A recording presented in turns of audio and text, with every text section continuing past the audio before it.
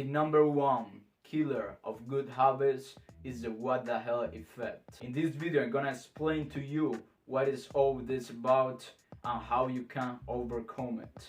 The what the hell effect is basically when you indulge on habits that you know you shouldn't be indulging in.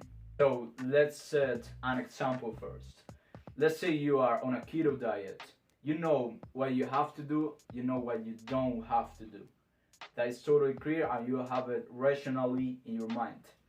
But what happens is that you may face a temptation, let's say a sugary cupcake. And let's say on your keto, you said that you were able to do a cheat meal for a week. So, okay, you get that cupcake, you eat it, but what happens next? What happens next is that the what the hell effect kicks in. So you eat that cupcake, you feel great, you know, your brain releases all the dopamine, but it doesn't get satiated, it doesn't get satisfied. So you ask, what the hell? Why don't I continue eating the second one? If this is so delicious, and you start losing your ability to be rational.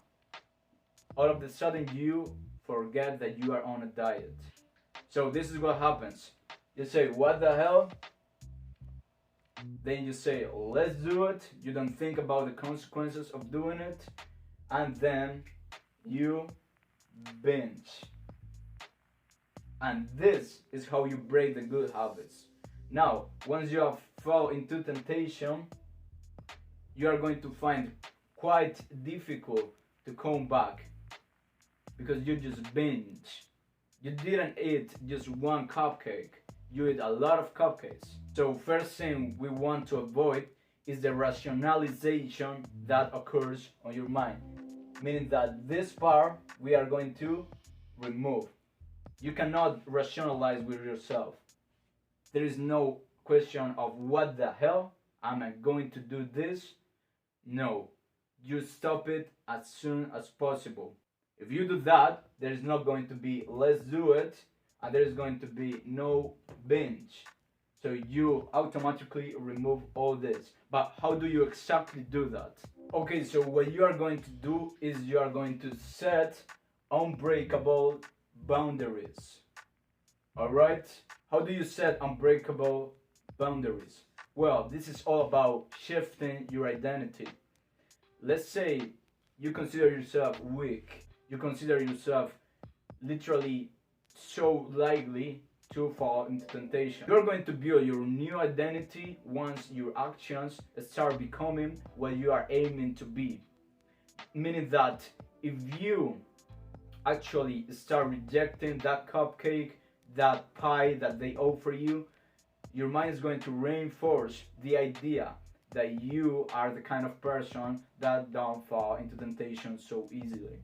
And if you say that you are going to do a cheat meal per week, that means one cheat meal per week, not a lot of cheat meals on one day. No, 3 cheat meals. No, what you say, that is what you do. These are unbreakable boundaries.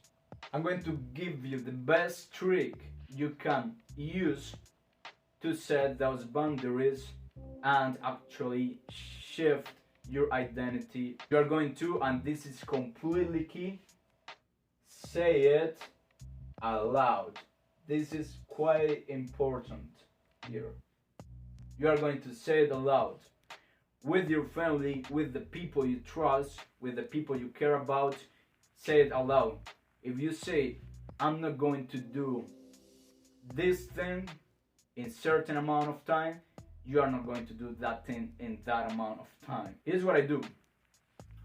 I tell to my grandma that I'm going to do something, and I respect her so much, I love her so much, that I'm not going to let her down.